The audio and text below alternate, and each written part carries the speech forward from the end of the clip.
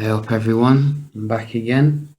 So I want to do a quick comparison review between the Lumia 1020 and the Lumia 1320, which are both Windows phones. They are running slightly different operating systems in that I've installed the developer preview on the 1320, whereas I've not got around to that yet on the 1020.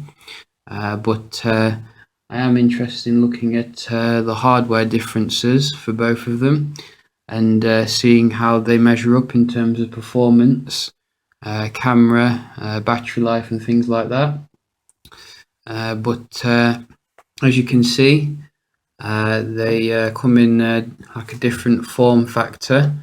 The Nokia 1320 could be considered a phablet or a phonelet by any sense of the word, because it's absolutely huge.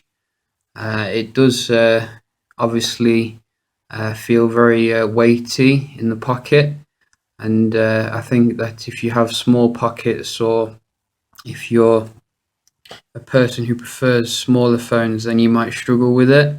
This is definitely not something you're going to be able to use one-handed.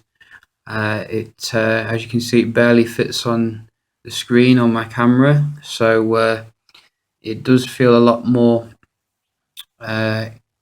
notable in your hand compared to the Lumia 1020, which happens to fit into your hand a lot easier, but it does have this quite annoying bulge at the back. It's not that bad, but it would be nice if they'd have made it so it was flush, so that you could operate it when it's on a table. But it's not that big of an issue, and the phone in general is a lot easier to hold and navigate around compared to the big 1320. But I think in general, I guess it's your own preference whether you like the form factor and compactness of a smaller device, whereas the obviously the 1320 gives you much more in the way of content. You can get more in terms of internet browsing, as well as with Windows 8.1 you can fit more tiles on there and stuff, and it just makes it look like much more is happening. But it certainly takes some getting used to. It's not like how it was before, just going from like a Galaxy S3 to a Galaxy Note 2. It's a completely different ball game. But in terms of the screen technology, the Nokia 1020 comes with an OLED screen, so that's at a 720p resolution, and I'd say in general the screen is very nice and gets the job done. It's not a 1020p display, so I wouldn't expect it to be as sharp as some other handsets, but because it's quite a small screen, everything appears quite crisp on the display, and there's very little in the way of jaggedness. The actual viewing angles of the device are very nice as well. Like you can certainly make out the colours, etc., from every angle. There's very little degradation of the display. Another thing I like is the way that, because it's an OLED screen, the blacks appear very dark. They kind of melt into the back of the display, so you can't really see where the display begins and ends, which is a nice touch. Daylight viewability is good as well because of the Nokia technology. So I think all in all, it's another fantastic display from Nokia. It may not be as good as the 1520 or the 930, but it's still excellent for what it offers. In comparison, the 1320 comes with I think it's a 720p display as well, but because it's spread out over a larger area, you are going to notice the pixels a bit more because the PPI count is a bit lower. But I found that in general use, this isn't so much of a problem. Like when you're doing web browsing, for example.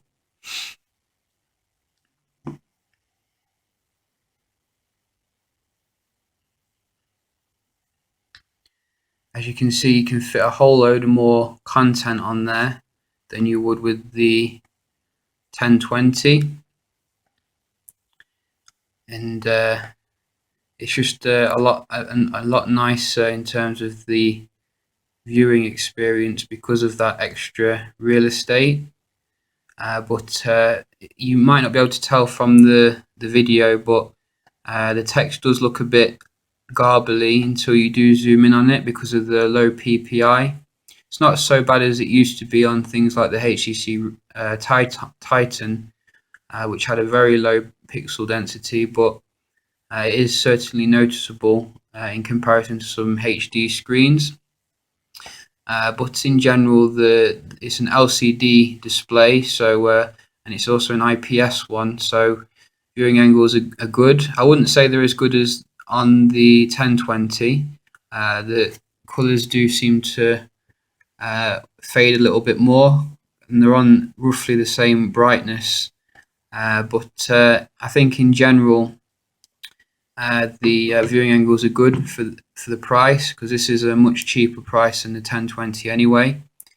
The blacks aren't as deep though because it's not an AMOLED screen, so I did think that it didn't support the clear black display technology because of that, but it actually does.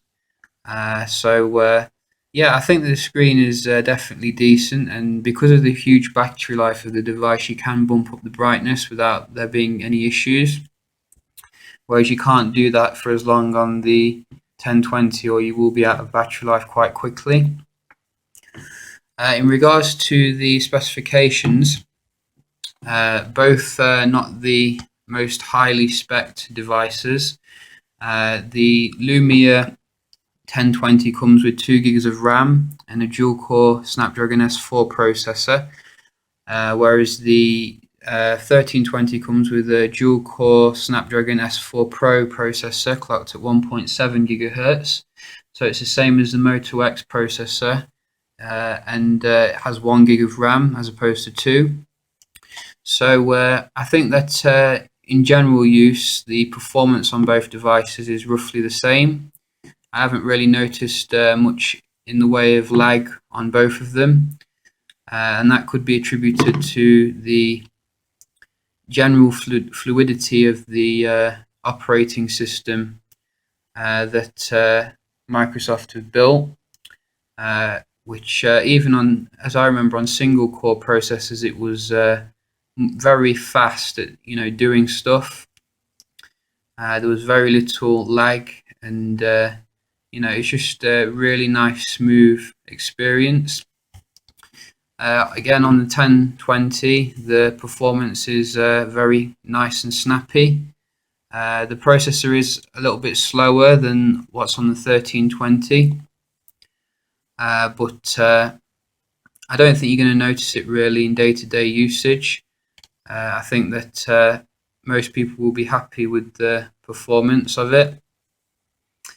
It does benefit from 2 gigs of RAM, so very intensive stuff such as maps and multitasking should be a little bit better. But yeah, I think that in general you will be happy with the performance on both devices. I think in terms of battery life, they are quite different, however. The battery on the Nokia 1020 is only a 2000 mAh, which is going to get you through roughly a day's worth of usage. I found that really hammering it can probably make the battery drain a bit quicker, meaning that you might need to grab a charger by about 7 to 8 o'clock, assuming that your workday starts at about 8. Whereas on the 1320, it's a completely different story. You could go I'd say 2 to 3 days of moderate use, or about 2 days of quite heavy use on this, and you'd still be using it fine.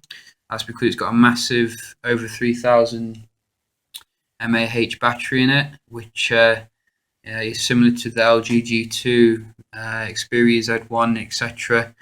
But with the dual core processor and low PPI, it seems to just make it go on and on and on. So battery life on the Nokia 1320 is certainly superior to the 1020, but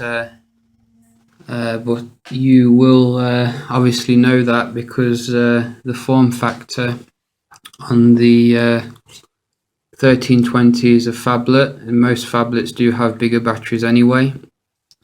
I think only since the new generation of smartphones such as the HTC One M8 and Xperia Z1 Compact can you expect all-day battery life, as well as some of the older ones as well, like the Moto Droid Razer Max or something. Just be aware of that. However, an area where the actual 1020 does make up for this shortcoming is obviously going to be the camera. The camera on the 1020 completely blows the 1320 out of the water. It supports a 41 megapixel camera with xenon flash. It's a Carl Zeiss lens. So not only does the hardware vastly superior, but you do get the Nokia Pro apps as well, which you don't get on the 1320. So you can, really customize your shots and take all sorts of raw files, which are very high resolution. And if you're looking for the camera phone on any platform, then this is the boss kind of thing. I think it's even better still than the Xperia Z2 and some other flagship devices. I don't really have to talk too much about that because 1020 is just the boss when it comes to camera phone. Whereas the camera on the 1320 is only a 5 megapixel camera with flash. It does actually support 1080p recording, which is nice, and the recording that I have taken with it tends to be quite good. It's not the best, but it's certainly better than I expected. If you want to check that out, I've uploaded a video of that. But basically, it's decent. It's not a bad camera by any means, but it just fails to compete with a specialized camera like on the 1020. The camera app as well is quite basic.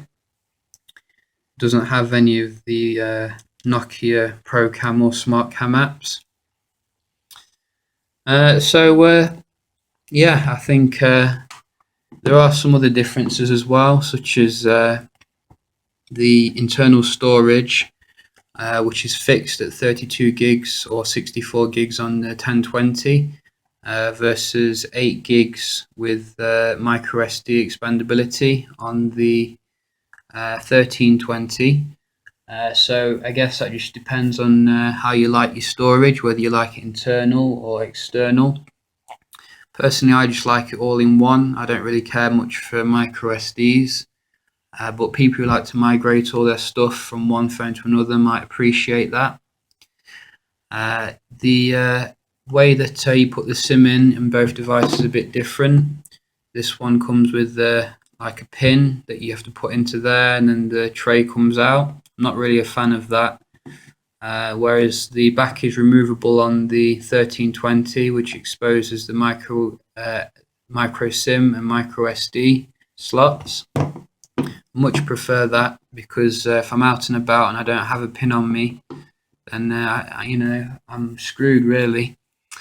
In regards to the speaker placement, the speaker on the 1020 is on the bottom, whereas on the 1320 it's on the back, and the speaker on the 1320 is very minuscule kind of thing.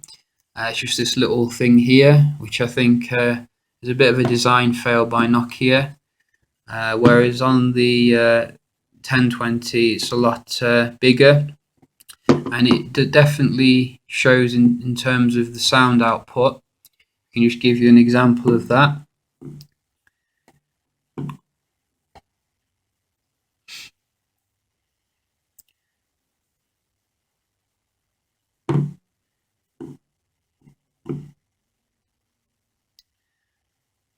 You know how I like my Streets of Rage tracks.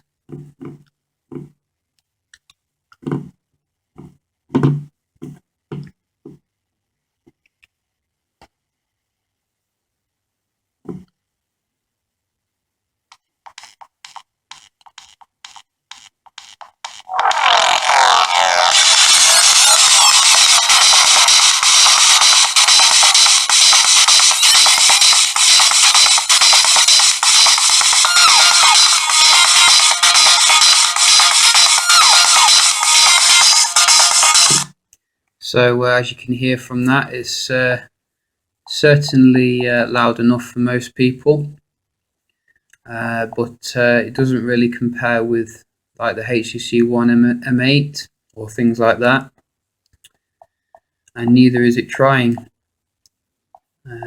but it is decent. And now on the now onto the 1320.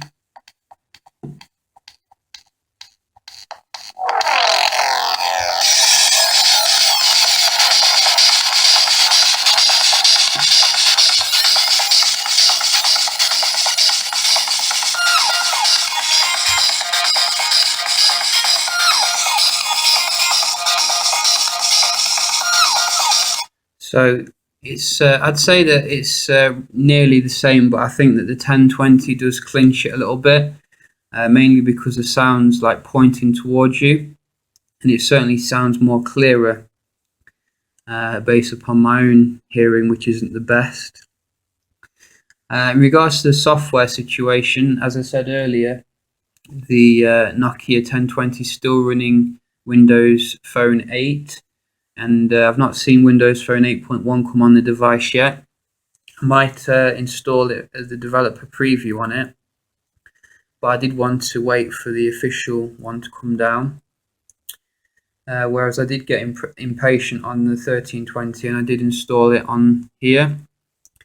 So so far I'm liking what improvements that Windows Phone 8.1 does bring to the table.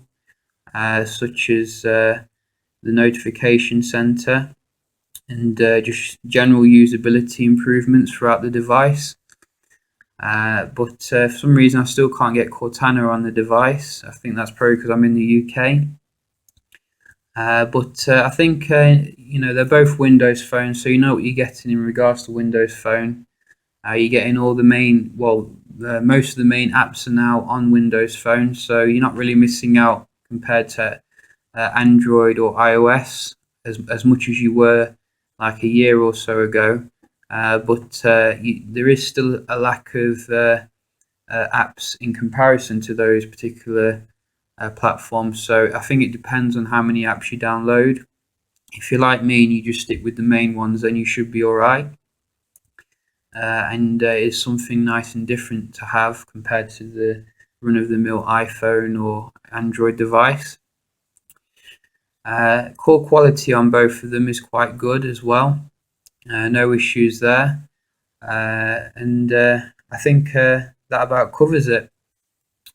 So you know, it depends, I guess, on whether you have you know, space in your pocket to manage this beast of a device. If I was to choose one of these two, I'd go for the 1320. But that's just me, you know. If your needs are different, then maybe you'd be better off with the 1020. But personally, the things that matter to me are battery life, a nice big screen. Just I like what the 1320 has to offer. However, I do wish that they did make it a little bit smaller. Not too small, but if they'd have made this about 5.5 inches, then it would have been perfect. I think that if they'd have shrunk the bezel down as well, that would have made it even better, like the LG G2.